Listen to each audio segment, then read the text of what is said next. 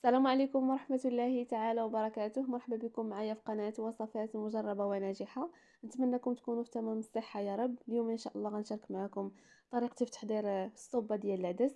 كتجي بنينة وزويونة وهكذا تنوعوا بها في رمضان ولا في الصوبات ديالكم. كيجي القوام ديالها خاطر اكيد غادي تعجبكم، كتجي بنينة بنينة. كنتمنى الوصفة ديال اليوم تنال الاعجاب ديالكم وفرجة ممتعة. هنايا غادي نحتاج نص كيلو ديال العدس الاحمر، تقريبا 3 ديال الكيسان. كتغربلوه مزيان وتنقيوه وتغسلوه.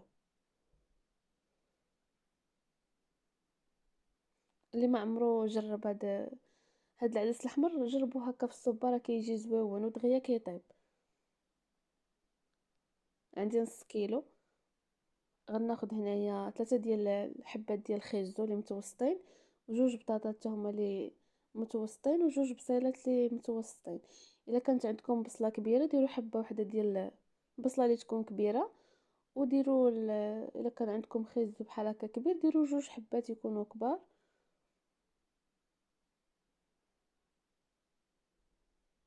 ولا كنتو هكا عائله صغيره تقدروا ديروا بصله وحده متوسطه وبطاطا وحده وخزوه وحده، وديروا كاس ونص ديال العدس. كتشلضوها عادي، ماشي مشكل كيفاش شلطوها حيت من بعد غادي تطحن كلشي.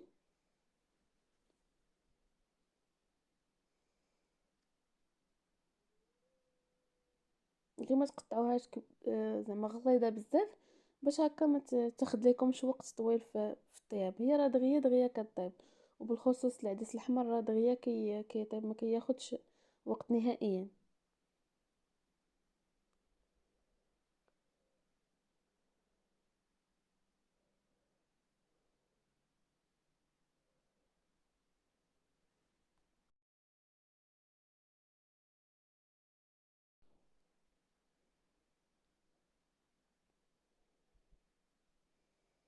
كتقطعوا الخضره ديالكم مزيان. تاخدوا هنايا كوكوط ولا طنجره ولا اللي كان. عندي جوج حبات ديال جوج فصوصه ديال الثومه، كتحكوهم. كتزيدوا معاهم ديك البصله اللي كنا شلضنا.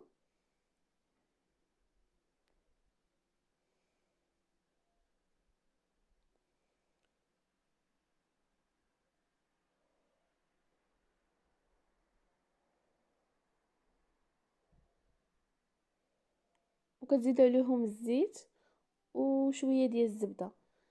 الزبده كتجي زوينه في الصوبه، كتعطيها واحد المذاق زويون.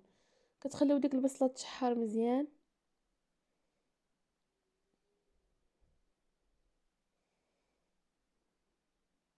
الصوبه ديالكم قداش ما خليتو البصله هكا تشحر هي والخضره راه كتجي بنينه.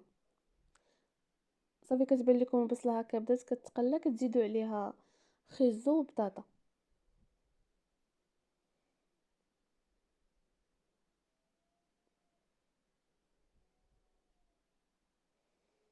بالنسبه للتوابل غديروا البزار. البزار كيبقى على حسب الرغبه. ديروا سكينجبير والكمون. الكمون ديروا معلقه هكايا ما عمرش، انا راه درت زدت مازال.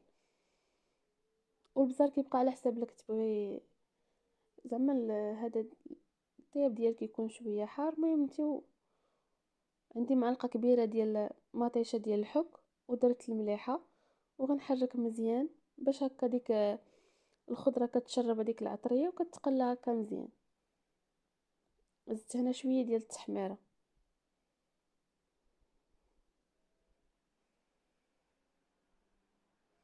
كتشحروها مزيان عاد باش كتزيدوا داك العدس اللي كتكونوا غسلتوه. من هنايا زدت العدس وصافي كتزيدوا عليهم الماء. ديروا الماء الكافي اللي فاش طيب لكم هكايا الصوبه ديالكم. انا هنايا مازال غادي نزيد الماء.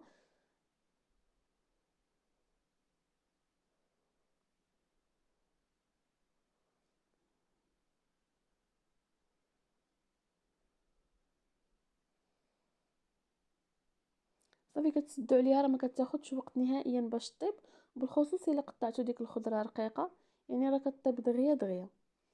هنا من بعد ما طابت غادي نطحنها بالبراميكسور. تقدروا تخليوها تتبرد الا ما كانش متوفر هاد البراميكسور، تخليوها تبرد وديروها في مولينكس. طحنوها مزيان، ما يبقاش فيها شتات ولا شي حبيبات، مزيان طحنوها. هنايا غنزيد شويه ديال الملحه. انا راه زدتها شويه ديال الماء حيت جاتني خاطره، جاتني عاقده بزاف، وزدتها شويه ديال الماء.